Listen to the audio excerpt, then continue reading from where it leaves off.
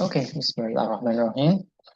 So now we come on to the section of never repeating self-disclosures.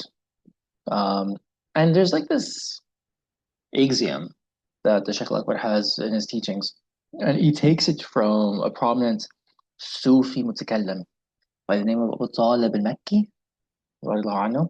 And he's the important author of a work called Qut al-Qulub, which I don't know if we even have an English translation of that workout because someone's still trying to um, work out the actual manuscript. Uh, but it's an important book, and the Sheikh Al-Akbar draws from it from time to time. So last time, what did we talk about? I think we talked about the renewal of creation, right? So, and with the renewal of creation, that's tajdid al-khalq, right? Each moment um, is a recreation. A moment can never last or subsist by itself in the cosmos. And that's partly an Ash'ari view. So the Shaikhwar aligns with the Ash'aris on this, except the Ash'aris say that's to do with the accidents that disappear, but the substance remains. The Shaykh al-Akbar says no, substance disappears and accident disappears, and they both have to be recreated. So that's absolutely everything in the entire cosmos. So here he says, yes, Irvina, go ahead. Assalamu alaikum. Right, sir.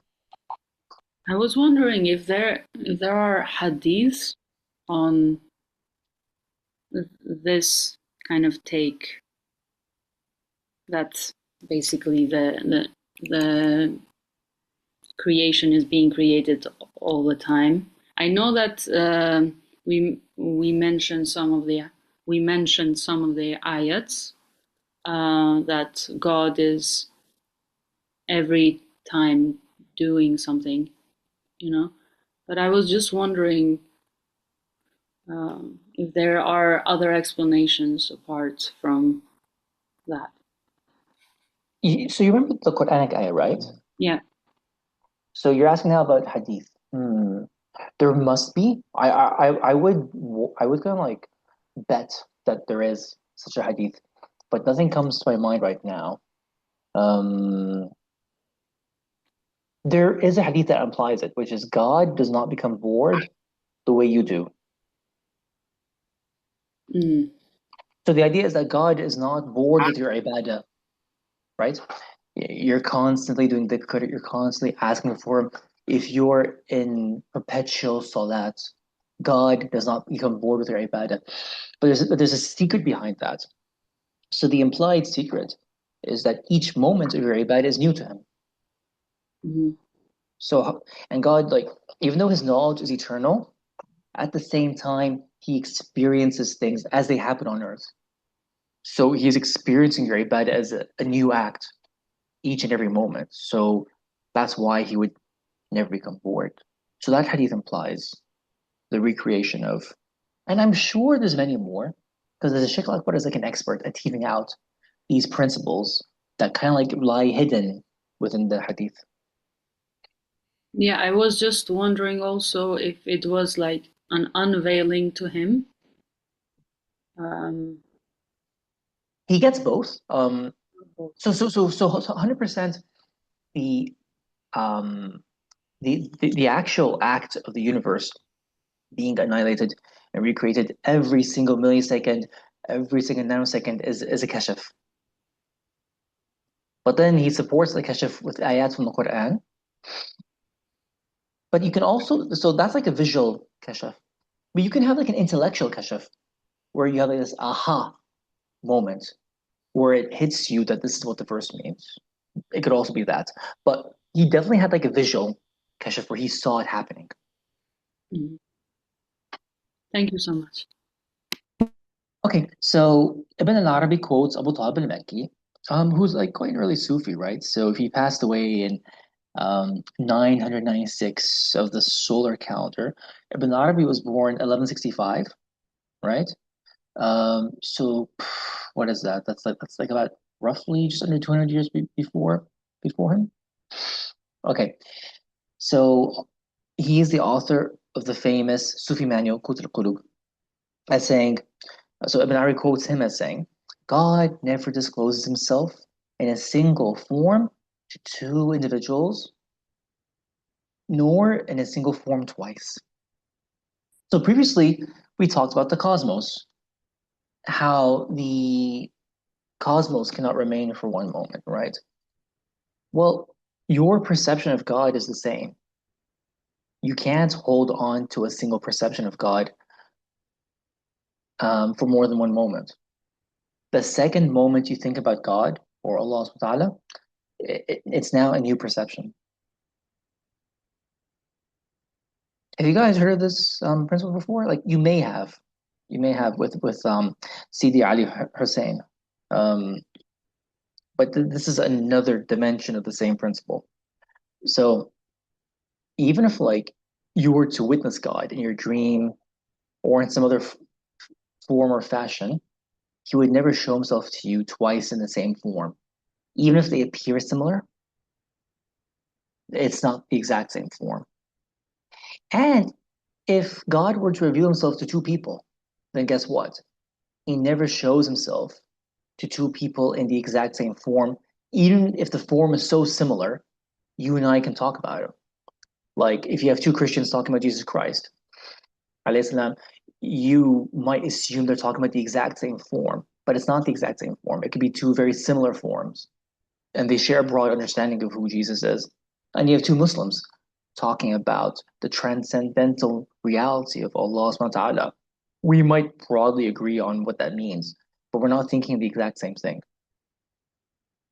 Abu Talib's saying may have been the source for the more succinct expression of the same idea, which later gains the quality of a Sufi axiom. لا تكرار في التجلي. لا تكرار في التجلي. There is no repetition in self-disclosure. Or self-disclosure never repeats itself. The reason for this is the divine vastness and the infinity of the possible things. The immutable entities represent every possible form and modality that existence can assume, and these are infinite. Hence, in disclosing itself in each, being with a capital B never repeats itself. The Prophet ﷺ said in a hadith which unveiling has shown to be sound, when God discloses himself to a thing, it humbles itself to him. God discloses himself perpetually, since changes are witnessed perpetually in the manifest things and the non-manifest things. So it's like, even if you're not like a super mystic, you can work out this reality backwards. You can reverse engineer it. Just the fact that you are witnessing perpetual change shows you that God is disclosing himself to you perpetually. In the manifest things, the things that are visible to you, and the non-manifest things, which are invisible to you. The unseen and the visible, the sensory and the intelligible, right? So the intelligible is what your mind can grasp. And not just from things that are like brainy matters, but what your mind can grasp from actual the celestial realm. Things to do with the world of spirits and the world of meanings. The instrument that grasps those realms is the mind. It's the intellect, the Nurani intellect, the luminous intellect, not just the brainy parts of you. His task is self disclosure.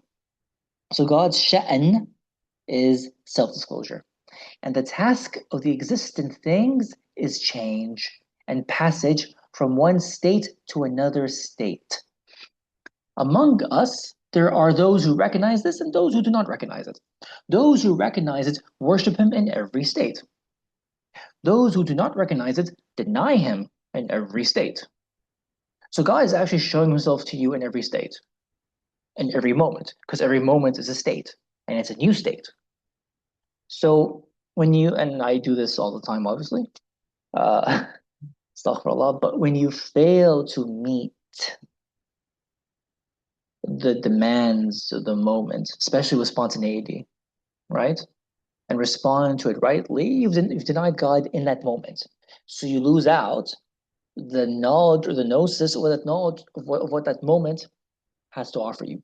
You lose out on the knowledge or gnosis of what that moment has to offer you. Those who do not recognize it deny him in every state. It is established in a sound tradition that the Prophet ﷺ said, praise belongs to God for every state. So he lauded him for every state, since through his self-disclosure, he bestows every state. Each day he is upon some task. وَكُلُّ يَوْمٍ هُوَ فِي شَأْنٍ. That's the ayah. So the tasks, the shu'un, are divine states. Like when we say God's tasks, you're literally saying God's work. What is the what's the hermetic phrase if anyone remembers? The great work with a capital G and capital W? Yeah. What is the great work in the Islamic context? It is that God is busy creating each moment, but his creation is through self-disclosure, through self-revelation, through tajalliyat. And so he shows himself to you in each new moment and each new state. Um, and those are his tasks, right? Um, he doesn't say it here, but there's another place where the Shaykh al-Akbar mentions that Allah subhanahu wa ta'ala, so God has his own sharia. So he has two levels, right? He has the ahadiyya and he has the wahadiyya, or what we also call the samadiyya. He has the level of unicity where you can't conceptualize him. There's nothing to talk about because he's too far above beyond you. Then there's a second level in his wahidiyya where you can conceive of him and his attributes. On that plane, we can talk about God having his own law that he establishes for himself and he binds himself to it. And the word law in Arabic also means road. So it's the road he walks on. And the road he walks on is his creation of each moment and state. Those are his tasks. That's his amal. Although we don't give amal to him because we don't use that word because that's bad manners. The word amal or labor is for us. So instead we say shu'un. Those shu'un are for him. Those are his tasks, but not his labor.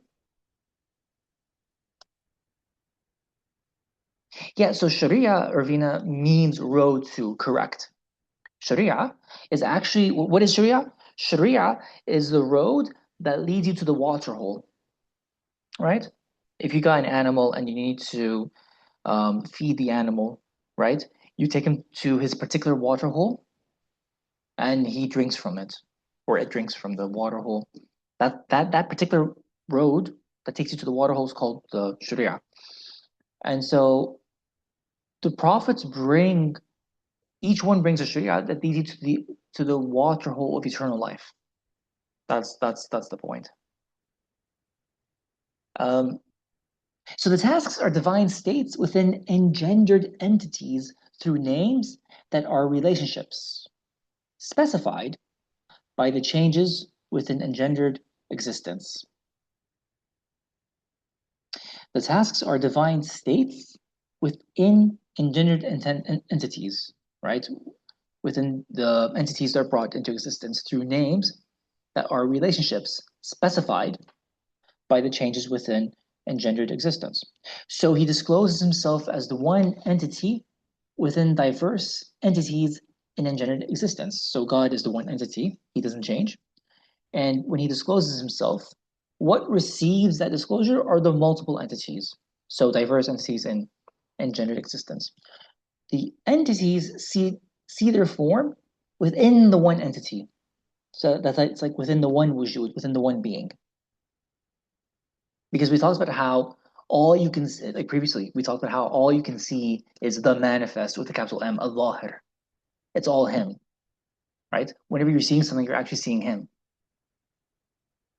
But what you're doing is you're seeing um, yourself reflected or a thing reflected in his mirror, right? But it's actually him. So the entities see their forms within the one entity, kind of like a mirror. Parts of the cosmos witness other parts within that entity. You're seeing yourself in God. They're seeing themselves in God. So all that ever happens is that you're surrounded by God's presence, right? But that presence can be either the names of beauty or the names of majesty, one or the other. Some of them are affinitive, munasib, right? That is compatible, while others are not affinitive, that is incompatible, mukhalif. So some are munasib, some are mukhalif. Hence, compatibility and incompatibility become manifest in the entities of the cosmos, in both this world and the hereafter.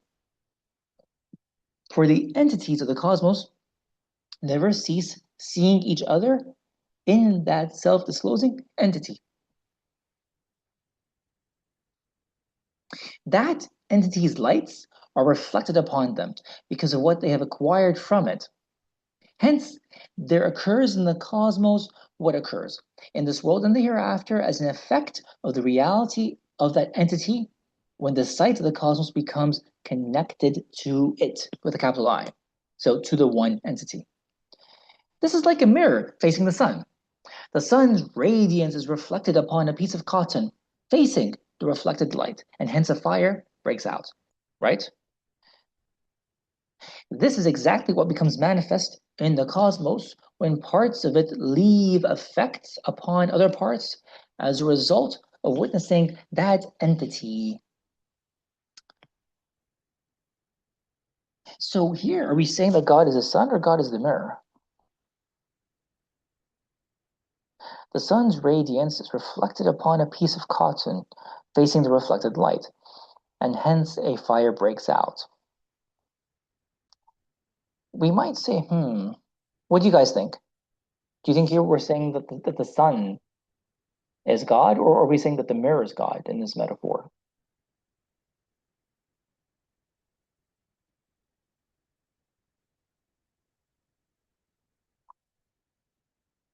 Because he's saying like this is how effects are made in the cosmos. Whether you light an actual fire, or whether you break something, or whether you freeze something, those are all effects that are made in God's mirror, right?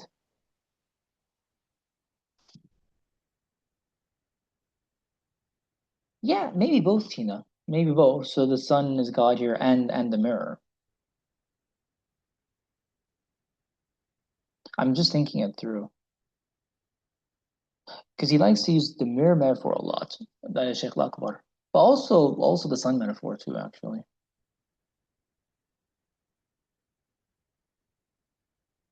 But I guess like the point being, the cotton that catches fire, if that cotton is ignorant, it will say, I was the cause of the fire breaking out in me. Whereas the saintly person with a pure heart says, no, the reason fire broke out within you was due to the light that was shone upon you in the divine mirror, right? Although to you, you don't see the mirror. So all you see is yourself in the mirror, right? All you see is yourself. So the cotton assumes that it was the reason that the fire broke out, but it's not. It's due to the light bouncing off the mirror that focuses on the cotton at a certain angle, and then the fire breaks out. So when we do anything, we grasp a cup, anything at all, that is an effect that's created by looking into the divine mirror. But we don't see that because all we see is ourselves in that mirror.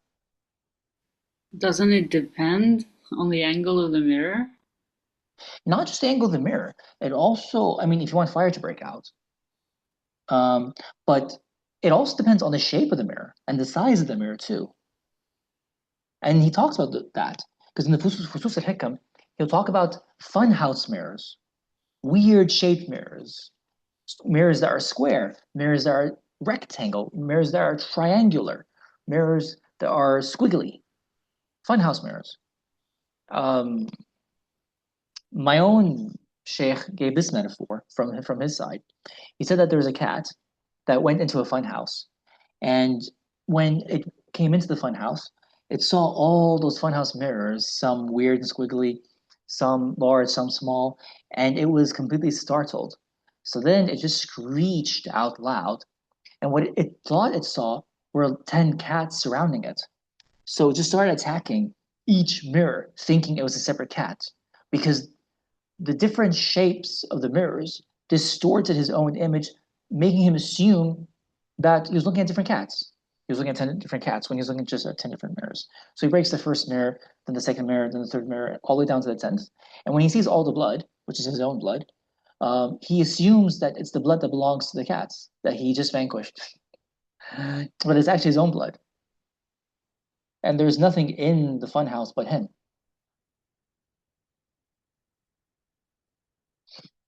But here we have the cotton, uh, Yes. the mirror, and the sun. Yes. So if we imagine that the rays of the sun are reflected to to the cotton, then the Yes. cotton doesn't see them just the mirror; it sees the sun as well. I'm just like picturing the situation of this example. Yeah. Yeah. Sure. I mean, that's true. That's true. That's true. But then I guess it depends on the cotton site. I mean, now we are anthropomorphizing the cotton. But if the cotton has good eyesight, it will say, "I see the sun and myself." But if its eyesight is bad, it will just say, "I see myself."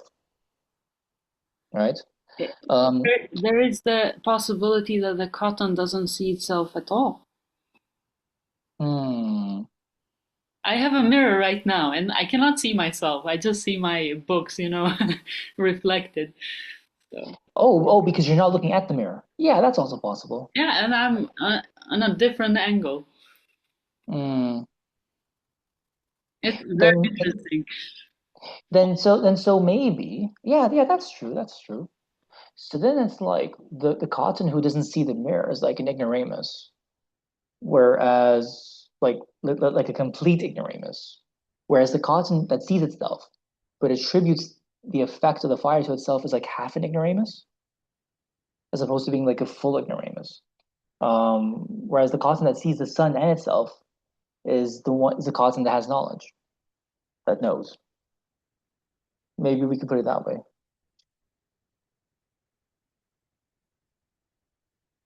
And Zanira's comment is also correct. The mu'min is the mirror of the mu'min. Um, so not now. So not everyone is a mirror, Zanira, or everyone is a mirror.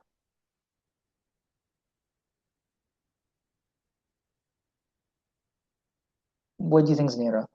Everyone is a Yeah, mirror, so or no, not it's everyone not is because everyone is not a mu'min, right? a mirror? So, and I think that's really important as well, just to avoid like sometimes victim blaming and stuff. Because, oh, salam alaikum, first of all. So I was just thinking about because I don't know if you are aware, but like in New Age, spirituality, there's this whole thing where they're like everything is a mirror of you. If there's something wrong happening in your life, it's because of you, like on some level, and it's used to like I don't want to say justify abuse, but it can be used for that. And I feel like if we say, for instance, that Rasulullah Sallallahu Alaihi Wasallam was abused when he went to Taif, he was hit, and so like were those people mirrors of him? No. And I feel like just Rasulullah Sallallahu Alaihi Wasallam saying that al mu'min mir'at al mu'min means that it's obvious because everybody's not mu'min. And in fact, some of us might not, we don't even know if we're mu'min, right? Like we hope we're Muslim and we hope we're mu'min, but it's a station. And the other thing is about like, and that's why I didn't translate the hadith. I just wrote al-mu'min, mir'at al-mu'min, because al-mu'min is also a name of Allah. So it can also be read that al-mu'min, the human believer, is a mirror of Allah, al-mu'min. But in any case, it's not, everybody's not al-mu'min.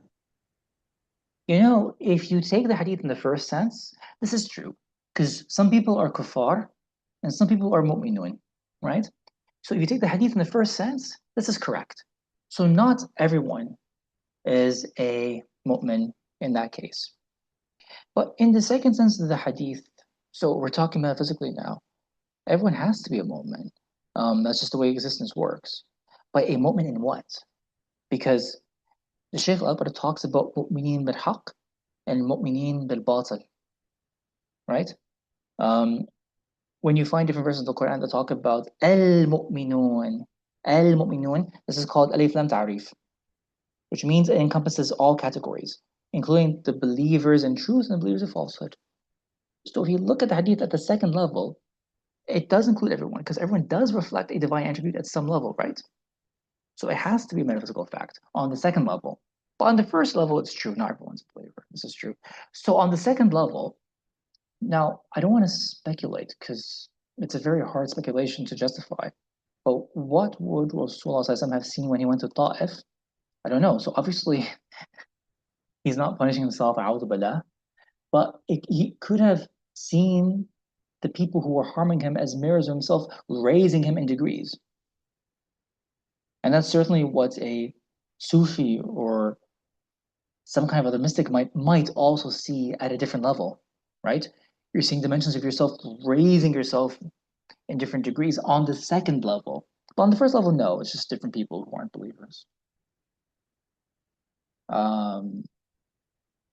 That's how I would see it, because it has to be like a consistent metaphysical fact. It's one of the things that we came across in reading the Usus al-Hikam. Although Zinir did make an important point about New Age spirituality, like maybe abusing this idea too much. Although they hit upon a truth, which is it's true. Everything you see around you is a reflection of you. This is I mean, if you take Ibn Arabi's teachings, anyways, this is unquestionably a fact. But we don't necessarily have the knowledge to discern what we're seeing. So it could be that people practicing New Age spirituality are making the wrong interpretations of what they're seeing. It's That is mm-hmm. That's not impossible. And they don't know what they're seeing. They don't know exactly what they're seeing. But it is a fact that you're seeing yourself. And it's true that it could be abusive. You say that you deserve this thing when maybe that's not the case. Maybe it's something else. If someone has that level of spiritual vision. So that's a fair point to make. Irvina, go ahead. That hadith, like I'm just using the logic now, the rules of logic. It doesn't exclude those that are not mu'min. It just says the al-mu'min are the mirrors of the al-mu'min. However, it doesn't say anything about the other part. They cannot be. Logically speaking, I'm saying, just like the way that it's formulated. And I think that we need to, it's not that I understand, but I really agree to the last point you made, Dr. Farr, is that we need to understand in a way what the mirroring is, you know? Yes. What Yes. does this mean actually in practice and in our spiritual lives? What does this reflection mean? Because of course that when we see injustice, it doesn't mean it just like it's not necessarily a reflection in that way that, oh yeah, they can do whatever they want with you. But you know, Rasulullah. Oh yeah, of course, yes. Yeah, absolutely. So it's like, what does that mean? So this is kind of like an art and a science in itself, which someone better than me can develop into an art and an actual science of how you should go about it. Like, it's like you and Zanir are saying, if someone presses you, does this mean you deserve it? Of course not. But then, like, it raises the question, what are you seeing? Which is a fair question. So how do we take that? I think like one general rule of thumb that's used as a broad guideline is you have husn dhan about what you're seeing and what is Allah subhanahu wa ta'ala trying to teach you, right? And husn dhan is like the rule of thumb for every spiritual path, whichever one you walk.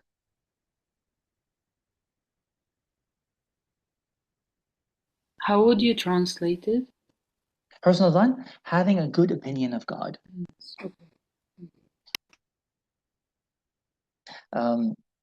the mirror is reflecting everything in front of it, but as you said, the meaning of what is reflected may be hidden. Yes. Yeah, exactly. Exactly. Exactly. Um, and then after you said something interesting. Sun is God, cotton is God, the fire is God, and we are the mirror all we are the mirror. Yes, that's by the way, that's also possible. And we are the mirror, all become one. Yes, this is also very true. Very true. Because Ibn Arabi shifts his point of view from time to time.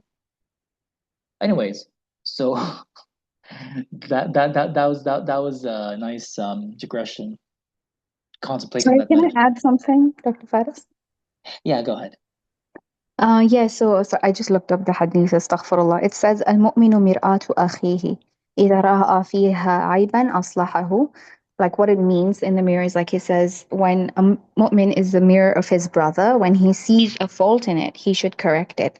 So it's like this idea of like, that we don't see the faults that are in ourselves. For example, if there's something in my teeth. It's in my teeth, but Yeah, I can't see it. But my yeah, friend, if she's a good friend, right? And then she would tell me, hey, you should correct this thing. It's in you. And it's like the mirror shows us what we don't see in of ourselves in ourselves. But the other thing was in terms of like everybody being mu'min, I think even according to Ibn Arabi's own like yeah, his what's it called? His understanding, as far as I understood from your previous course, about like everything needing to be literally also true. It doesn't sit right that everybody would be a mu'min because mu'min is about, it's not just about believing, it's about security. And Allah says, آمنهم الذي آمنهم من خوف الذي أطعمهم من جوع وآمنهم من خوف.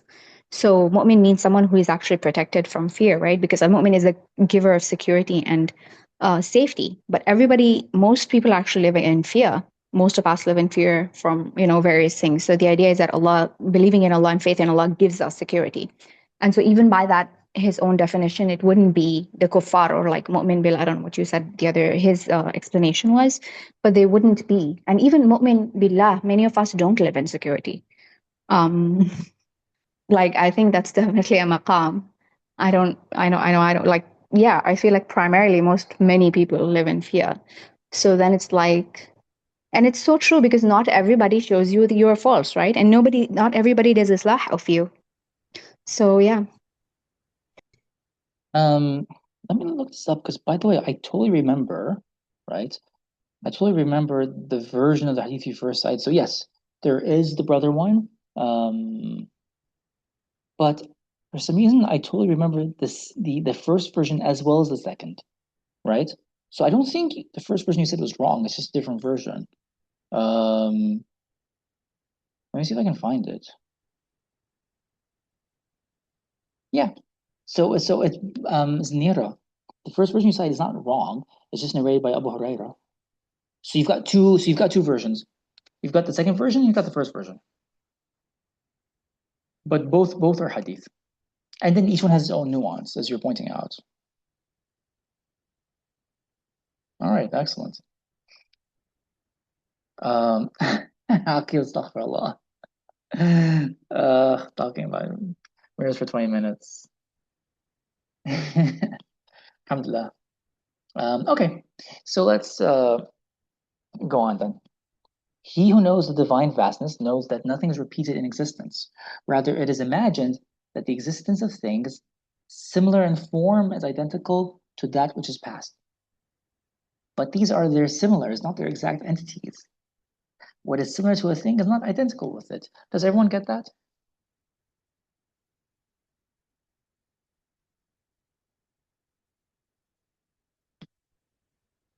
Can you repeat it? Repeat the paragraph. Yeah. So, he who knows the divine vastness knows that nothing's repeat in existence. Rather, it is imagined that the existence of things similar in form is identical to that which is past. But these are their similars, not their exact entities. What is similar to a thing is not identical with it. Uh, Let me know if you guys understood that or not. Yes, hopefully, inshallah. Because you know how like we're talking about the new creation of each moment? So that means like you've got a cup, right? That's being created the next moment and the one after that. So in the previous moment, to my eyesight, it looks identical to the second moment, right? He's saying it's not. He's saying it's similar, but it's like extremely similar. So he's conceptualizing a form of art where you can create images of a thing, but an image of a thing is like it's similar. It's not identical to it. But maybe to like my feeble eyesight, it looks identical. But you see, he's also working with Islamic logic. This is actual Islamic mantiq. Because in mantiq, we say that if two things are identical to one another, they cancel each other out and you only get one thing. They can't, because if they are identical to one another in every single respect imaginable, min kulli wujuh, in every facet, then it's the same thing. But even if there's like a nanometer of difference in something, then they're not identical. They're just similar. Even if my feeble eyesight cannot detect that. And I guess the fact that things continuously change, right? Even if like the change is slow to my eyesight, indicates that things are not the same from moment to moment. Does that make sense?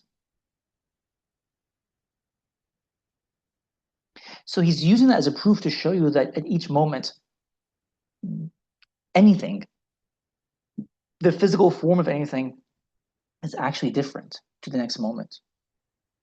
Guys, talk to me if it makes sense or not, because I'm not sure whether it's kind of like clear or not. Irvina, go ahead. To me, it sounds clear. Okay, awesome. It just reminds me of the ayat that says there is no equal to God, and in a way, Yeah, exactly. in a way, we are just manifesting that uniqueness of God in a way too, and that's very beautiful. I don't know if I got this right, but it just reminded me of that. For sure, everything manifests as uniqueness. Yeah, thank you for saying that. Jazakallah khairan. But it's also a proof, like the fact that we keep changing, you know, and the fact that he never changes, right? That's a proof of his uniqueness, right? Um, and then we have like a dim reflection of that as well. Okay. So the appearance of multiplicity in the cosmos does not negate the oneness of the self-disclosure. Because if there's like a multiplicity of things, shouldn't there be a multiplicity of disclosures? He's saying no, because they can be reflected in a mirror easily. So there's just one disclosure in the multiplicity of mirrors, right? So it does not negate the oneness of the self-disclosure any more than the multiplicity of a person's thoughts and situations negates the oneness of his self. I can have like a million thoughts, but I'm still one self. Though self-disclosure never repeats itself, the self-disclosure, like the divine self-disclosure, is known to be one. For example, a man knows that he himself fluctuates in states, thoughts, acts, and awareness. All this takes place in diverse forms. In spite of this fluctuation and transmutation, he knows his own entity and self, and that his he-ness, so he-ness is the word huwiyatu, his ipseity. It's what makes you you. That his he-ness remains the same without ceasing, in spite of his fluctuation. So also is the form of self-disclosure. Though it is many and never repeats itself, yet people do not remain ignorant of the knowledge of him who discloses himself in these forms while one in entity. So though it is many and never repeats itself, yet people do not remain ignorant of the knowledge of him who discloses himself in these forms while one in entity. The qualities God assumes do not veil him. Like the qualities God assumes do not veil God. They do not veil himself. In the following passage, Ibn al-Arabi is discussing the station maqam of satisfaction, rida, which he, like other Muslims, recognizes as an important character trait that must be developed in the path of spiritual growth. But he points out that satisfaction is not always desirable, especially in the matter of knowledge.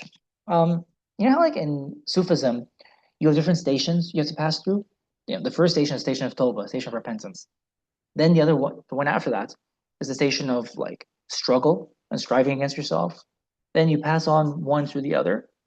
Satisfaction is one of the stations you have to pass through, where you're satisfied with God's decree, and you're satisfied with your lot, and you're satisfied with what's given to you, right? Although Ibn Arabi points out, you shouldn't be satisfied with what? Knowledge. So you're kind of like always greedy for knowledge, right? Who is self-disclosure referring to? Tell me what you see, Aqil. Normally it's about so also is the form self-disclosure. It's either us or God, Aqil. It's the same comparison. Okay? Um, so it's like even though I have many thoughts, I'm still one and the same person, right? So also with God, in spite of his many self-disclosures, he's still one entity, right? So it's like the same comparison, whether it's us or God. Does that make sense, Aqil? I'm trying to wrap my head around it as we're going through this, but So yes, so so forget about the sentence. Just but the thought is a simple thought, which is you can be a person who has many thoughts and many states, but does that turn you into many persons? no. It's the same thing with God. So God has many self-disclosures, many. That doesn't multiply his essence. That doesn't multiply him. Mm, Because it's just him showing you himself in a number of ways. yeah, makes sense. Thank you. Just an idea as simple as that. You could also ask, like, and another example that I like, the multiplicity of relations does not multiply the essence of the person who embodies those relationships. So, like Faris, me. So Faris the son is also Faris the father, and Faris the nephew is also Faris the uncle, and Faris the cousin of one family member is also Faris the cousin of a different family member, right? And Faris the grandson might very well one day become Faris the grandfather if he lives to see that day. So those multiplicity of relationships don't make me multiple persons. It's just one person. Okay. So satisfaction is not always desirable, especially in the matter of knowledge, right? So for the exoterics, abandoning satisfaction is a stain, right? For the people of the outward knowledge. But for the folk of finding God, it is a sign of their having realized the entity of their creator in respect of the fact that in him they are obliterated and affirmed. Um, so God is much vaster than that a person should be satisfied with a little of what comes from him. So you can't ever be satisfied with knowledge of God. That's just silly. You should always want more and more and more. Rabbi zidni ilman. That's the dua the Prophet was asked to make. What was the dua he was asked to make? What's the prayer he was asked to make? Oh, my Lord, increase me in knowledge. And don't make me satisfied with just one knowledge, right? That means knowledge of you. Don't just make me satisfied with one knowledge of you, right? That's exactly why you are encouraged to acquire more knowledge of the different belief systems of God and how they view him, because that increases your knowledge of him and how he shows himself to other people.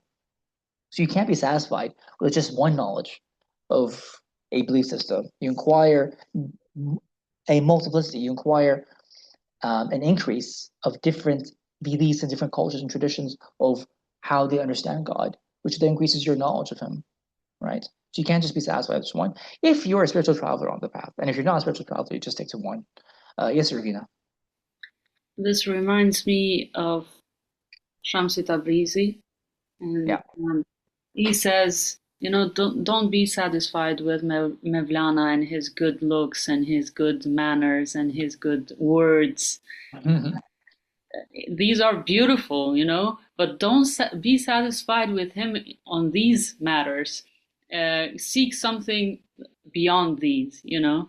And basically, yes, in a way, the saints are, the awliya of Allah are encouraging us to not be satisfied in knowledge, but also to not be satisfied with themselves, with the awliya of Allah, in matters of beauty, in matters of love, in matters of openings.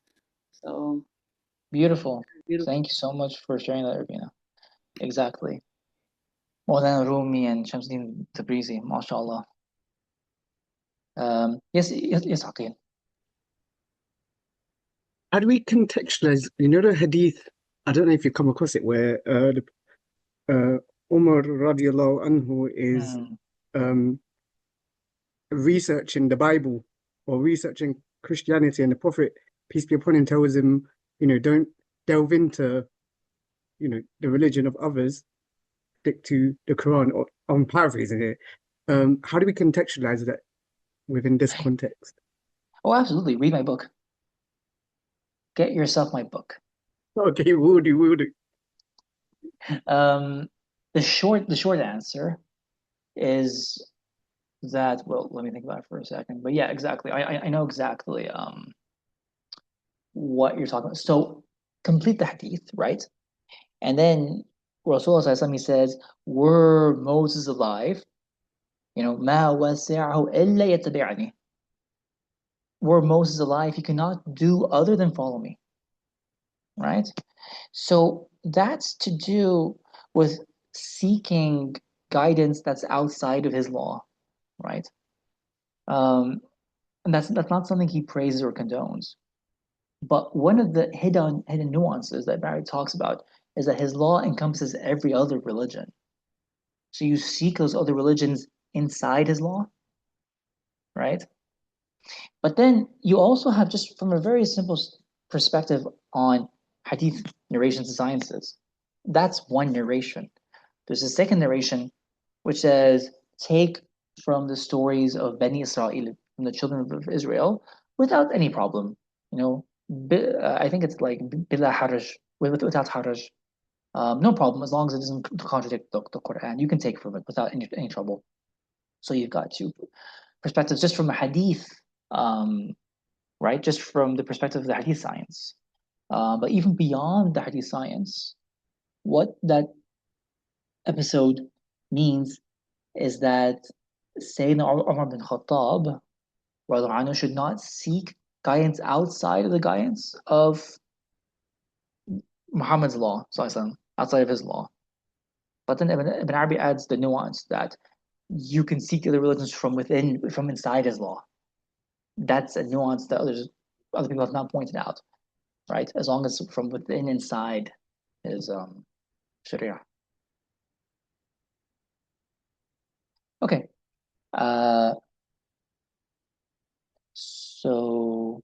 So God is much vaster than that. A person should be satisfied with a little of what comes from him.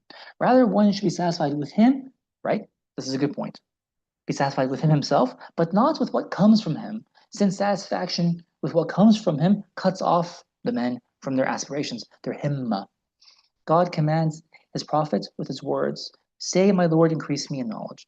Even though he had actualized the knowledge of the ancients and the later folk, this is a hadith, and had been given the all-comprehensive words. So even though Rasulullah was given the knowledge of everything, he was still commanded to ask for an increase in knowledge.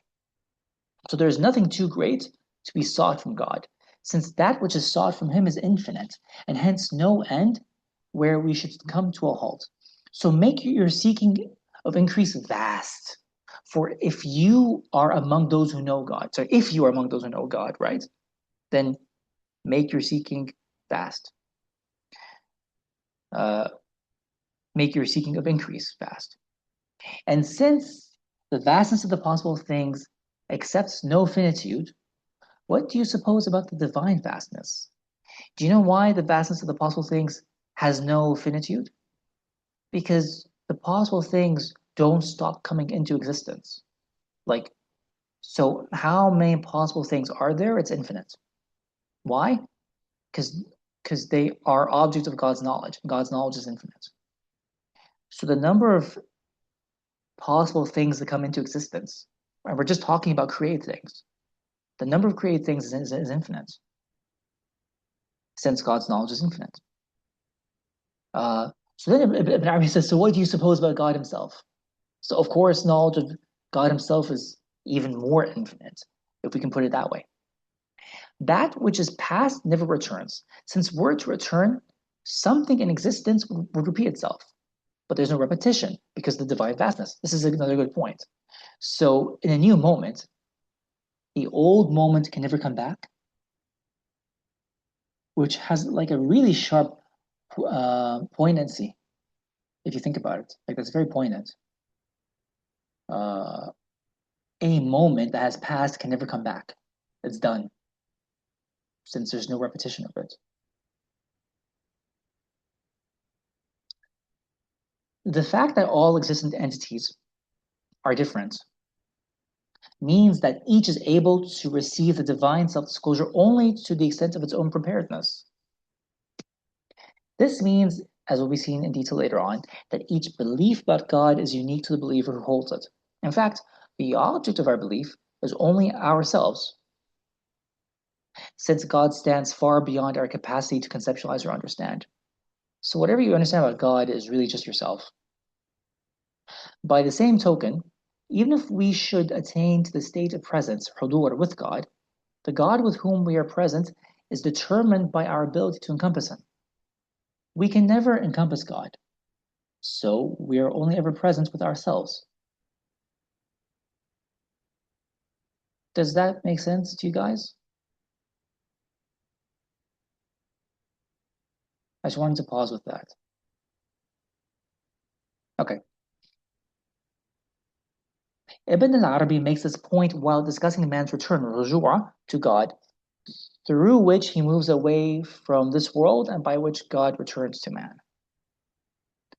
The realities demand that you will not be present except with yourself. Like if you do something called verification, if you investigate the way reality works, you'll realize that you're only ever present with yourself.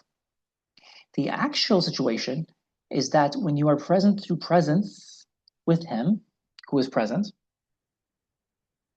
you cannot be present with him except in keeping with the limits given by your own level of who you are. Does that make sense?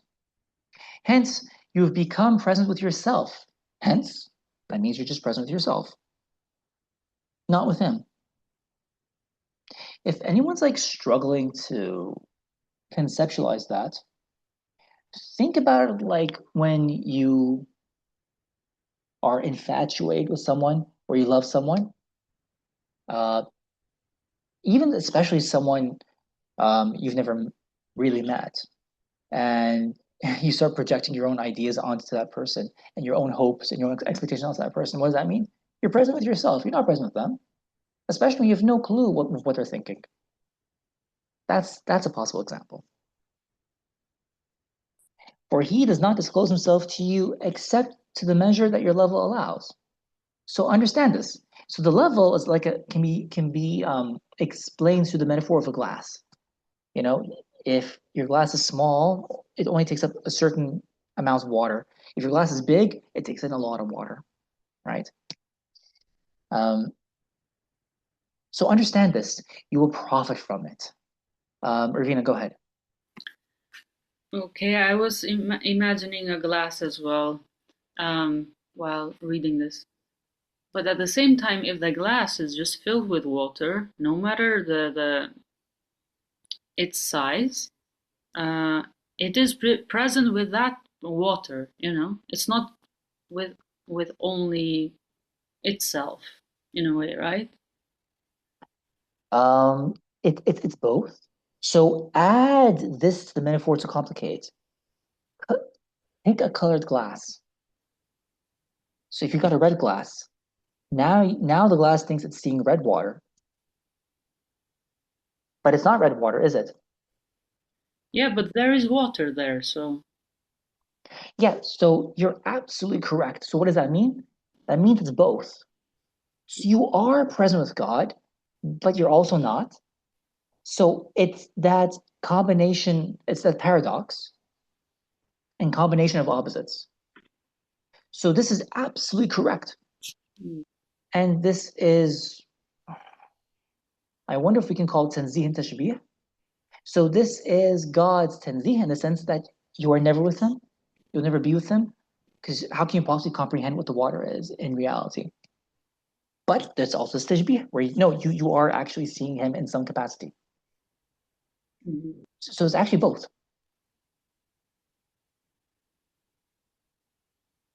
So the very least that the red glass can do is to say, I know I'm seeing him through my color, so I must not assume that my color is the only color or it's the right color. But this is how I see him. Then that glass is being fair to the water. True, and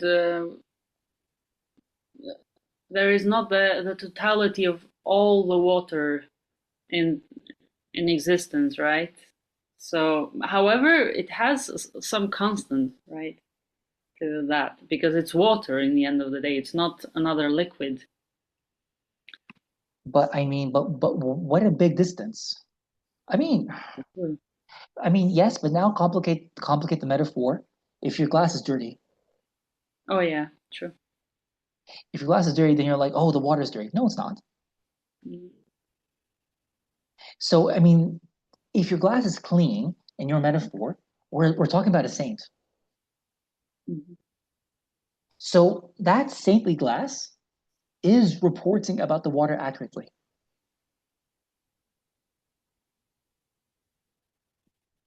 And then if we have like a mean, dirty glass, it says, water, there's not a lot of water in existence, is there? Which is wrong. Because then the bucket full of water says, no, there is. Thank you. Do not let it be hidden from you while you are returning to him away from that. Do not let it be hidden from you while you're returning to him away from that from which you are returning, lest you imagine that you are returning to that which is higher than you. I need to read that again. Do not let it be hidden from you while you are returning to him away from that from which you are returning. Okay. Yes, okay. Lest you imagine that you're returning to that which is higher than you. For you will not be returning except from yourself to yourself. Right? Yes, okay. That makes sense to me. The real does not return to you except through you, not through himself. That's a really big statement. The real does not return to you except through you, not through himself. For it is not in the capacity of the creature to endure him, because he's bigger and you're smaller. He's greater and you're lesser. That is why his returnings undergo variation. His self-disclosures are diverse, and his loci of manifestation are multiple without repetition. But in himself, he is incomparable with multiplicity and change. Nothing is like him in that which is attributed to his essence. And I think we can stop there for tonight. And then the next section is on boredom, the fact that God does not get bored. Guys, any last questions?